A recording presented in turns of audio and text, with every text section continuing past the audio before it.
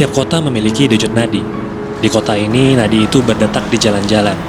Di antara deru mesin yang bergemuruh, bising klakson yang bersautan, dan langkah kaki yang bergegas buru-buru.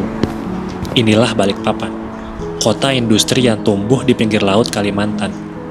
Jalan-jalan aspalnya menjadi saksi geliat pembangunan, dan juga diam-diam menyimpan kisah yang mulai dilupakan. Di balik hiruk-pikuk ini, ada satu tanya yang menggantung. Pertanyaan yang jarang kita tanyakan. Pertanyaan yang mungkin kita lupakan. Pertanyaan yang membutuhkan jawaban. Apakah semua orang benar-benar ikut dalam perjalanan perkembangan zaman? Atau ada yang tertinggal di pinggir jalan? Dulu mereka adalah urat nadi Balikpapan. Angkot, angkutan kota, bukan sekedar kendaraan. Mereka adalah penghubung, penjembatan kehidupan, mengantar pelajar ke sekolah, pedagang ke pasar, hingga pegawai ke kantor.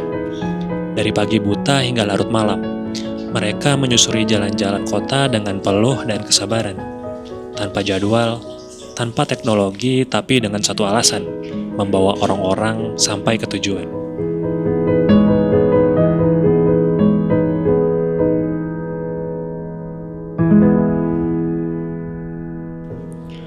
Badan Pusat Statistik mencatat Balikpapan dihuni lebih dari 8 juta jiwa di tahun 2025. Kondisi ini membuat angkutan umum dan kendaraan pribadi berlomba-lomba memadati kota ini.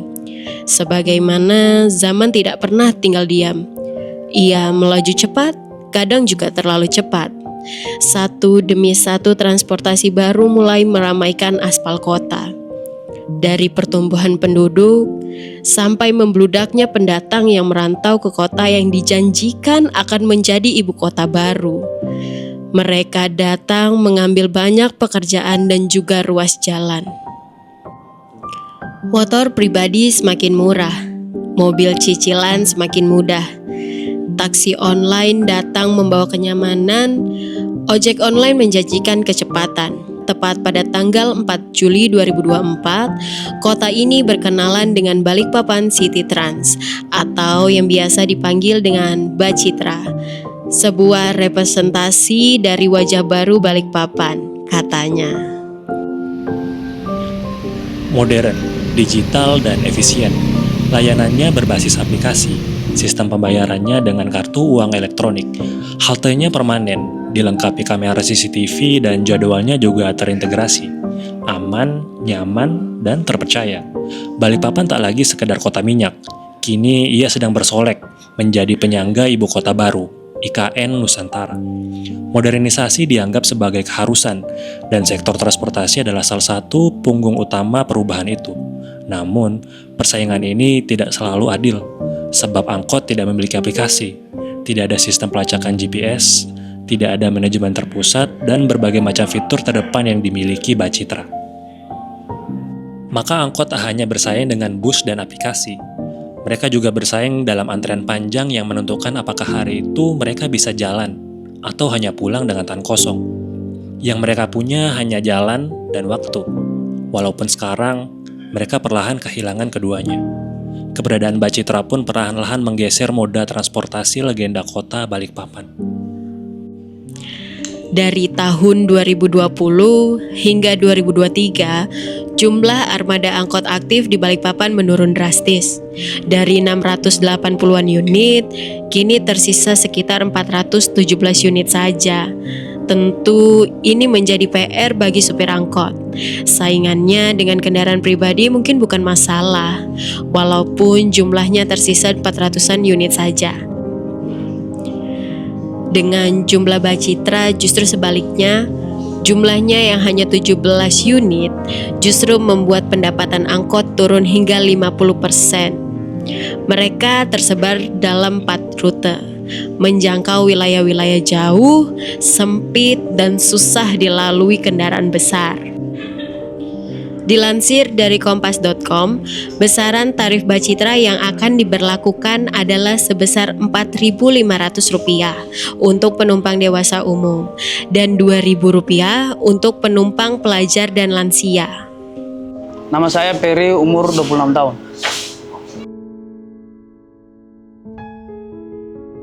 Saya di sini mulai 2019 menjadi supir angkot, itu pun sekitar 6 tahun lah, 7 lah. 6 tahun. Ya. Penghasilan saya rata-rata itu 300 lah. Motor. Sebulan? Enggak, 300 per hari. Per hari? Untuk sekarang agak menurun. Kalau 6 tahun yang lalu itu ya lumayan lah. Ada penurunan dari 2019 ke 2025. Ya tantangannya banyak karena kan sebagian penumpang kan sudah banyak kayak BCT kan. Itu kan banyak yang apalagi masih gratis kan. Itu artinya kebanyakan ya separuh lah ada beralih ke sana kan yang penumpang angkot. Itu tantangannya itu. Jadi kita sekarang itu harus memahami kondisi.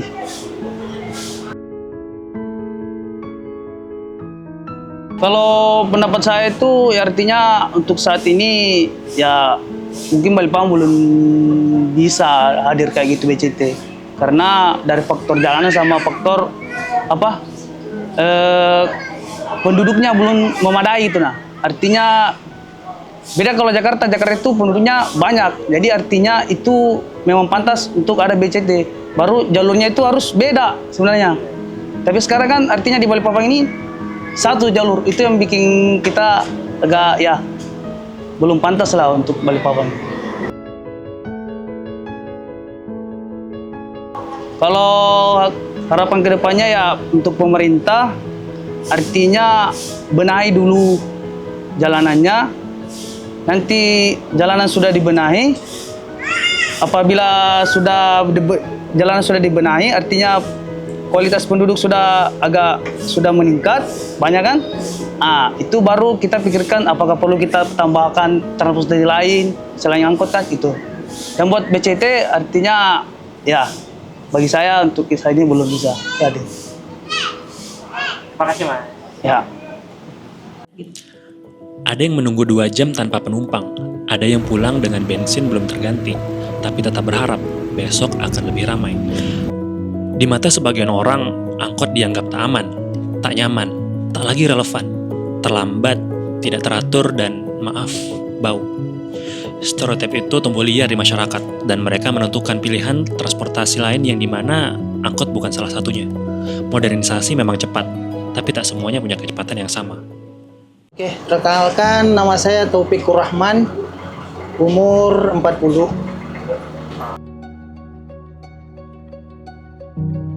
Kalau peresmiannya itu di bulan 6 tahun lalu ya, 2024, tanggal 26 kalau nggak salah itu. Ya hampir setahun lah.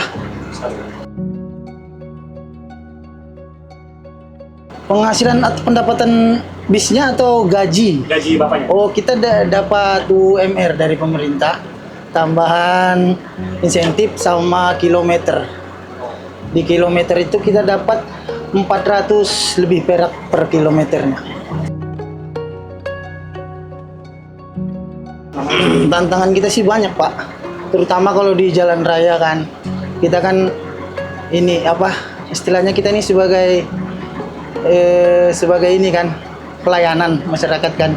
Jadi kayak kita bawa mobil itu harus hati-hati karena yang dibawa penumpang bukan barang. Jadi tantangan kita di situ tuh, Pak. Dengan cara pengereman harus hati-hati biar penumpang nggak kaget-kaget. Itu aja sih.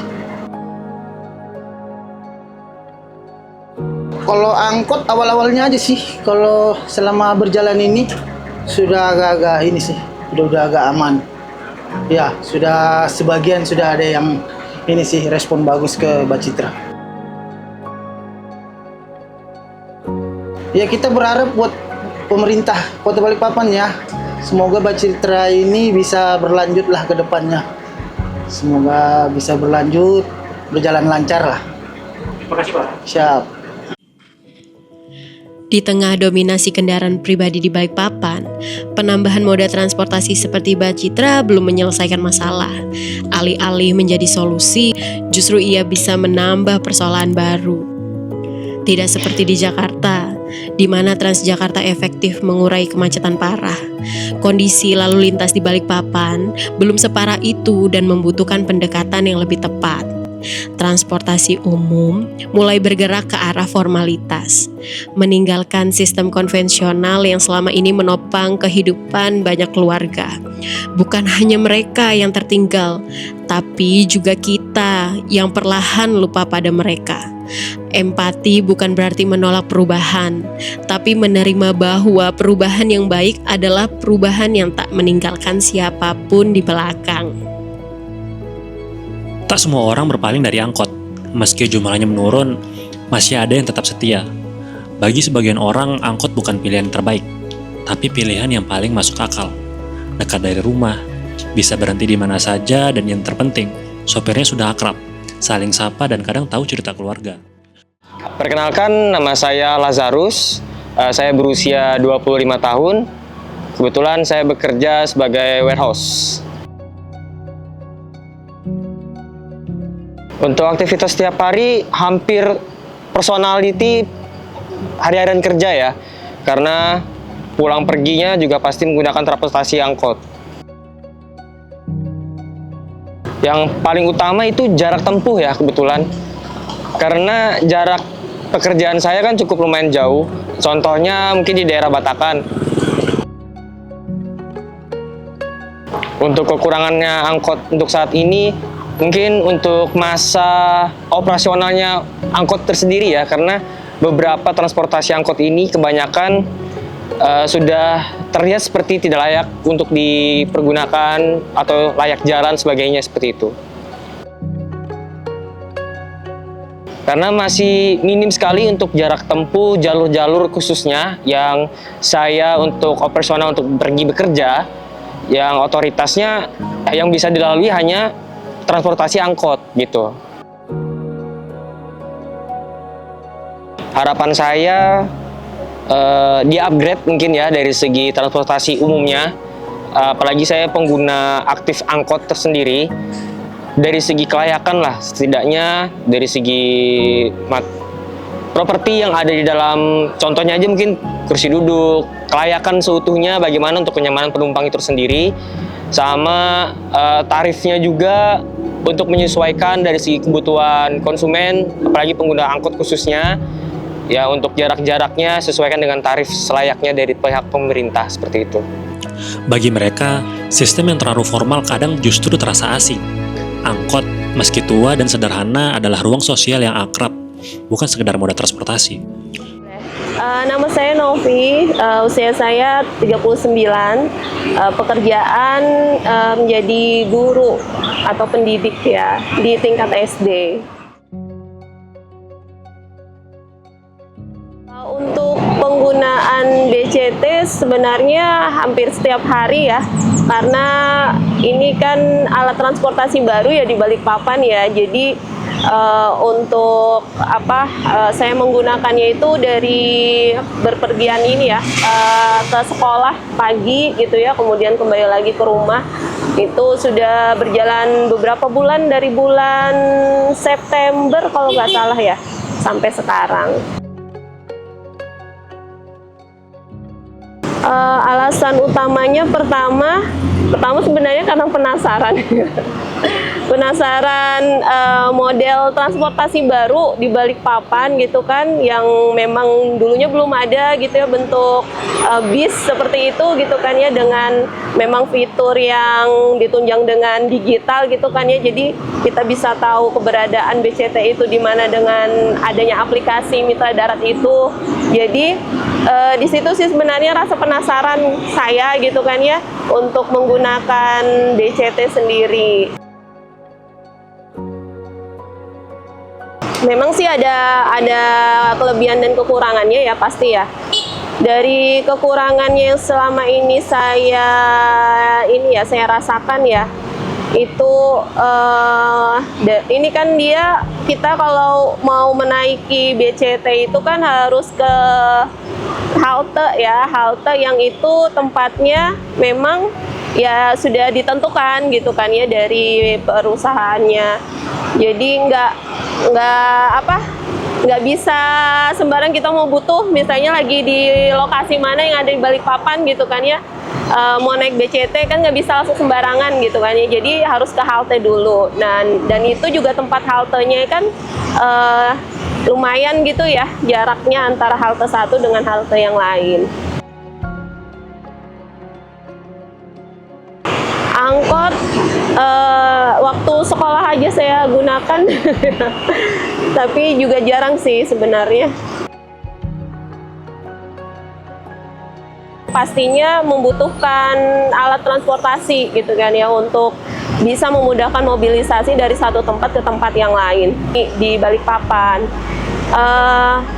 Saran saya gitu ya, karena memang ini ada beberapa macam pilihan gitu ya bagi penduduk di Balikpapan untuk menggunakan transportasi umum, diatur gitu atau ya sedemikian rupa gitu kayak agar transportasi ini tuh bisa berjalan aja semuanya gitu kan ya.